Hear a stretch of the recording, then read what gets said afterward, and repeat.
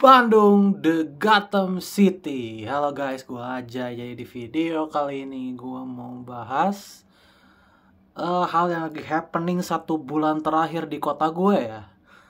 Jadi intronya, gue ini orang asli Bandung. Gua besar di Bandung juga. Bandung udah jadi saksi hidup gue selama 26 tahun. Dan ini bisa dibilang masa-masa paling mencekam di kota Bandung ya, bisa dibilang. Sejak tahun baru, gue merasanya sejak tahun baru sih. Sejak tahun baru entah kenapa kejahatan begitu meningkat drastis, terutama kejahatan di jalanan ya. Kejahatan di jalanan yang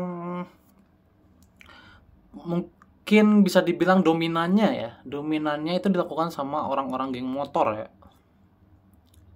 Ada juga mungkin orang-orang yang bukan geng motor tapi memang mungkin lagi kesulitan ekonomi atau apalah, gue nggak tahu.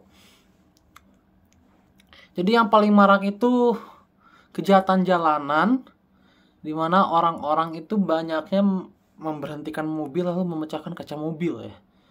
Itu yang sering gue lihat ya di sosial media, di TikTok, di Instagram gitu ya. Bahkan mungkin di circle gue. Dan belum lama ini juga kejahatan jalanan terjadi di sekitar gue. Jadi di dekat rumah gue ini ada kafe, namanya Cafe Inaka. Cafe Inaka. Kalian bisa cari sendiri. Jadi belum lama ini ada segerombolan orang pakai motor. Mereka datang bawa pistol, lalu menodongkan pistol itu ke penjaga kafe itu. Dan akhirnya kata anak-anak gue, motor si yang punya kafe itu dibawa kabur ya. Untung gak ditembak loh. Kalau ditembak mungkin wah, ini satu kampung rame sih. Dan gue gak tahu mereka melapor apa enggak.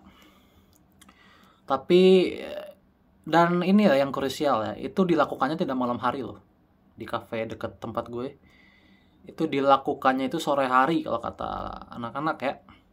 Jadi tidak mereka itu bahkan sore dan siang pun berani gitu. Berani banget gitu. Pastinya kan banyak saksi lah ya kalau kita bicara sore-sore ya. Tapi entah kenapa sekarang orang itu jadi takut ya.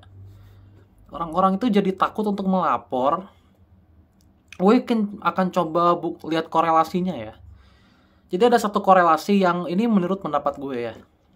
Pendapat gue dengan berdasarkan apa yang gue lihat di sosial media, apa yang ada obrolan-obrolan yang gue lakukan di luar sana lah intinya. Dengan beberapa jenis orang. Jadi polisi ini kan memang lagi disorot ya 6 bulan terakhir. Sejak kasus Ferdy Sambo itu kan, jadi polisi itu bener-bener disorot abis. Jadi satu persatu bisa dibilang dalam tanda kutip boroknya polisi, satu persatu warga sipil itu mulai berani speak up gitu loh. Kalau gue lihat-lihat gitu ya, kasus polisi nabrak warga sipil viral, kasus narkoba, polisi bawa narkoba viral gitu loh. Jadi polisi ini jadi sering viral gitu loh. Dan kasus di Kanjuruhan Malang juga polisi terlibat secara dominan gitu loh. Jadi membuat kepercayaan kita sama polisi itu entah takut ya, atau memang kita udah nggak percaya lagi sama polisi gitu. Tapi kalau gue bicara pendapat gue juga punya pendapat pribadi soal polisi. Dan gue udah trust issue sama polisi itu sejak tahun 2019. Jadi ceritanya adalah gue hilang motor jam 5 pagi. Gue baru sadar itu jam 6 pagi. Setengah 7 gue datang dong ke kantor. Oke lah, lagi apel gitu kan. Jam 8 kelar.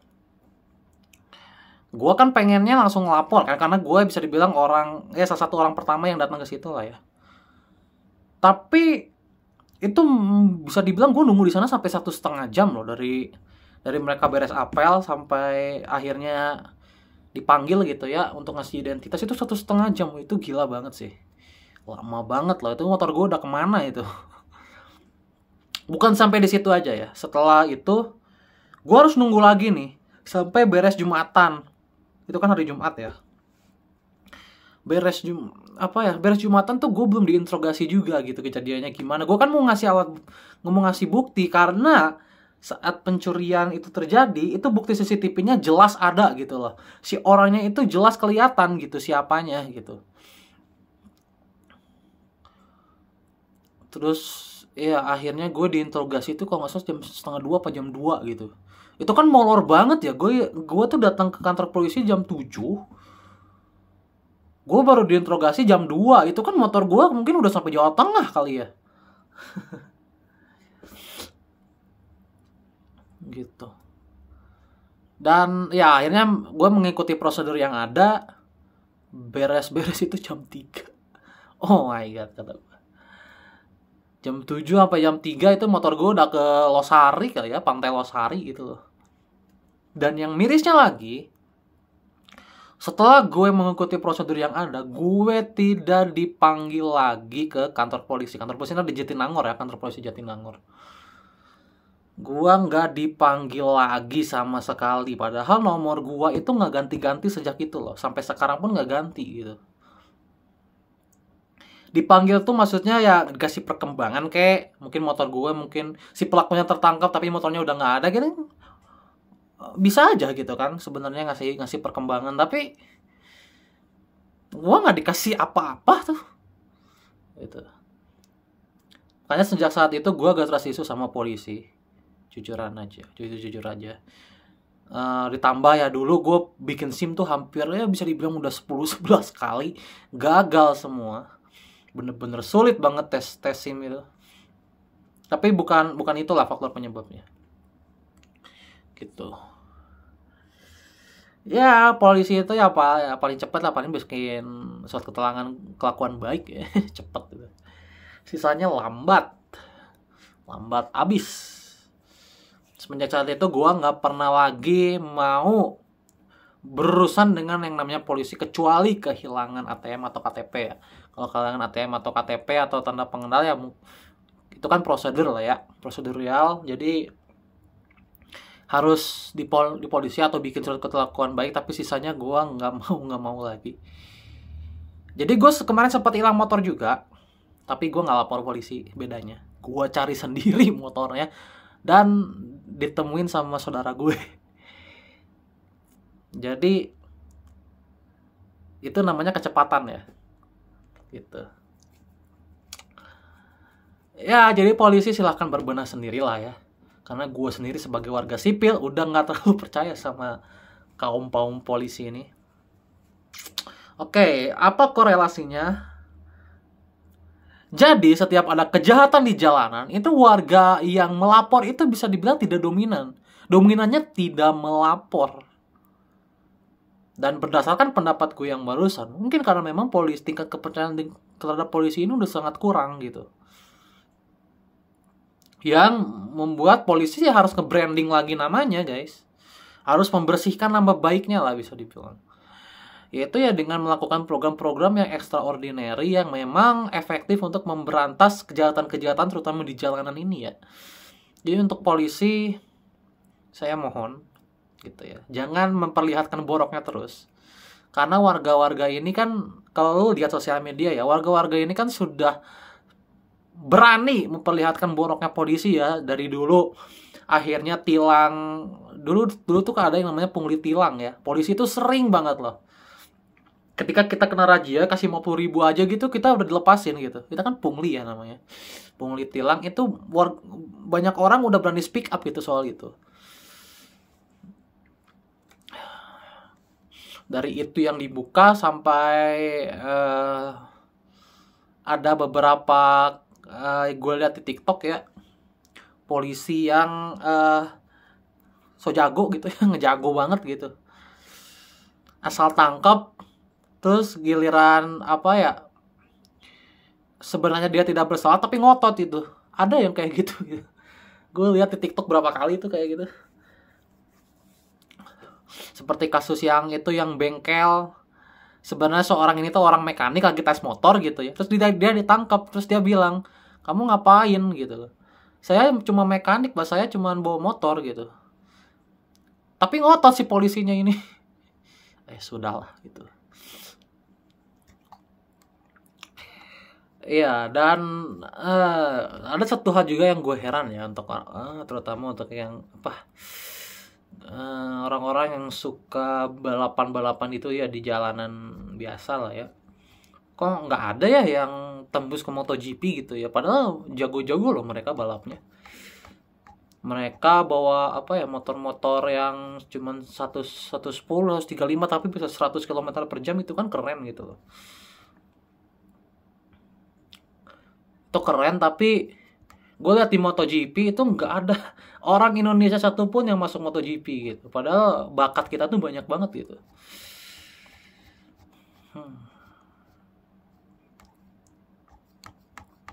Bakat kita di motor itu banyak banget gitu. Sekarang anak muda mana yang nggak ngerti soal ngotak-atik motor lah, bisa dibilang kan udah banyak banget yang ngerti gitu. Makanya mereka bisa gerung-gerung di jalanan juga karena mereka ngerti, guys.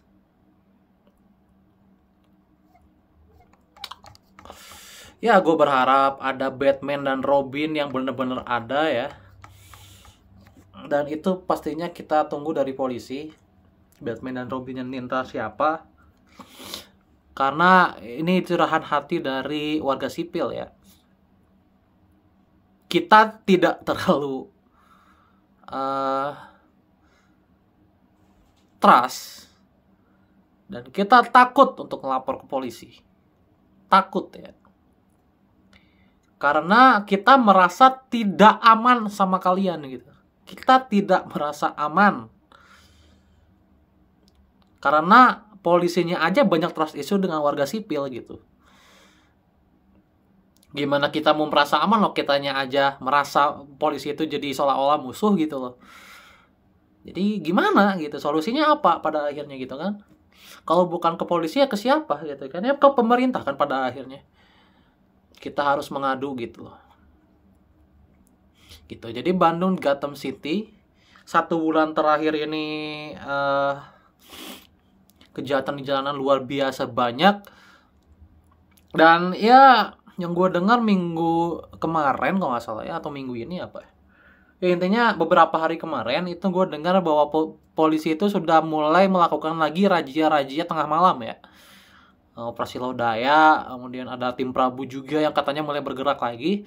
So ya semoga itu bisa menjadi solusi baik untuk polisi, dan jangan lupa branding ya polisi ya, branding. Kalian jangan ragu untuk mempopulerkan aksi kalian di sosial media gitu, karena kita butuh yang namanya trust gitu. Kita dari warga sipil butuh yang namanya trust, butuh yang namanya kata nyaman. Seperti yang gue bilang, di dekat gue bahkan sore-sore pun mereka berani gitu loh. Jadi jangan cuma malam doang.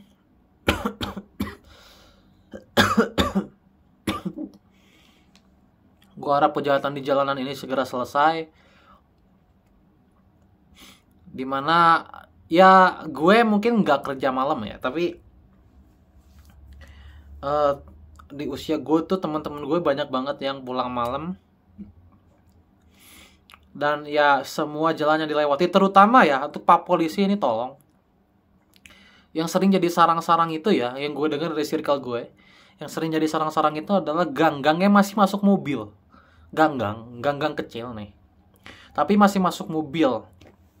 Biasanya itu banyak banget sarangnya gitu.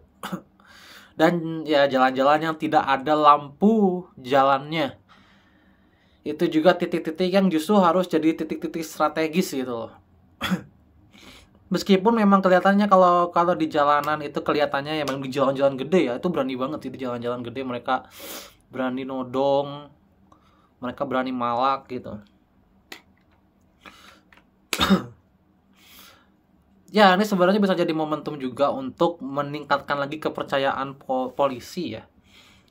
Dimana ini kan pasti diurusnya pasti sama polisi kan ya, sama tim-tim polisi. Jadi gue akan tunggu kabar selanjutnya kemana Batman dan Robin. By the way, kalau kalian gak tahu Gotham City ya, Gotham City itu adalah kota utama yang ada di serial Batman, dimana tingkat kejahatan, terutama pencurian bank, kemudian kejahatan-kejahatan pembegalan di jalanan, itu hampir setiap hari terjadi. Kalau kita bicara, jadi gue juga baca ini ya, gue kan senang detektifan lah ya, jadi gue baca Jack Sparrow juga.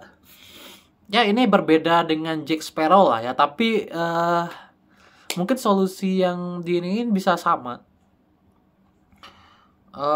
Dimana mungkin media itu harus menjadi benar-benar ranah utama untuk menyelesaikan masalah ketakutan ini ya.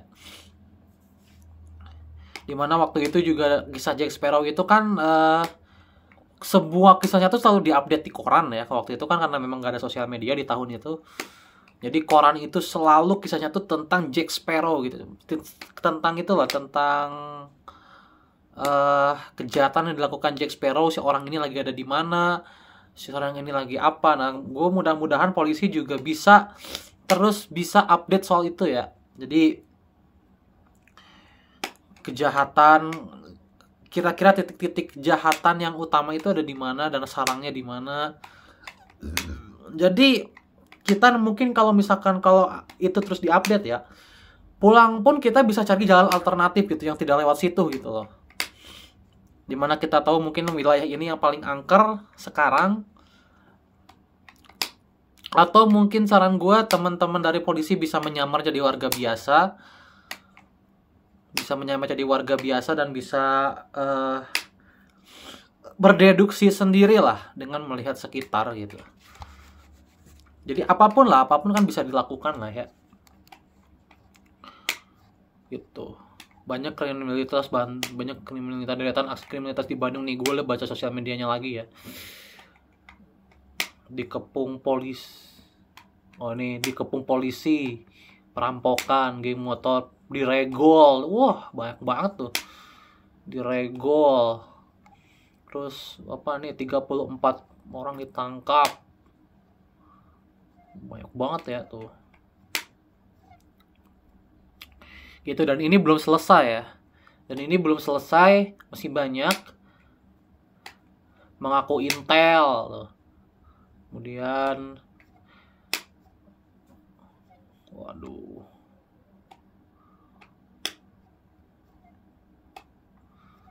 Ya, polisi akhirnya menggelar patroli lagi ya. Intel jadi banyak ya.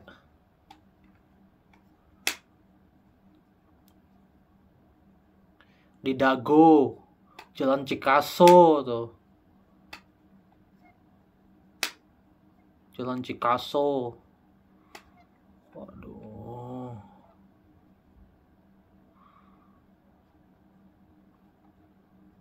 Ya. Ya rata-rata jalanan ya. Kalau ngelihat dari berita-berita yang gue baca yang sekarang ya, rata-rata di jalanan. Nggak ada lah ya, yang nggak di jalanan nggak ada sih, jalanan semua nih beritanya. Pembegalan, perampokan. Oke, jadi segitu dulu aja. Ini ya mungkin bisa jadi referensi karena ini semua berdasarkan pendapat gue dan apa yang gue lihat ya. Jadi tidak berdasarkan data. Karena kalau bicara data kan seperti yang tadi gue bilang ya, gue banyaknya lihat di sosial media dan juga circle pertemanan ya. Jadi gue nggak lihat secara langsung. So kalau kalian suka video ini jangan lupa like, subscribe, support my YouTube channel. Semoga kota gua dan kota-kota kalian juga bisa menjadi kota yang nyaman, aman, dan bisa kalian anggap rumah gitu ya kota kalian. Apalagi Bandung yang tempatnya tuh sebenarnya banyak yang indah ya. Dimana kalau gue sendiri, gue kan orang seni ya bisa dibilang. Bandung itu udah tempat yang cocok buat gue lah. Karena banyak inspirasi yang bisa gue dapat dengan melihat hal-hal yang futuristik yang ada di Bandung. Jadi sayang kalau misalkan itu rusak karena banyak kasus-kasus kejahatan yang membuat gue juga akhirnya takut untuk keluar rumah. Oke, see you next video. Opini aja selanjutnya. Bye-bye.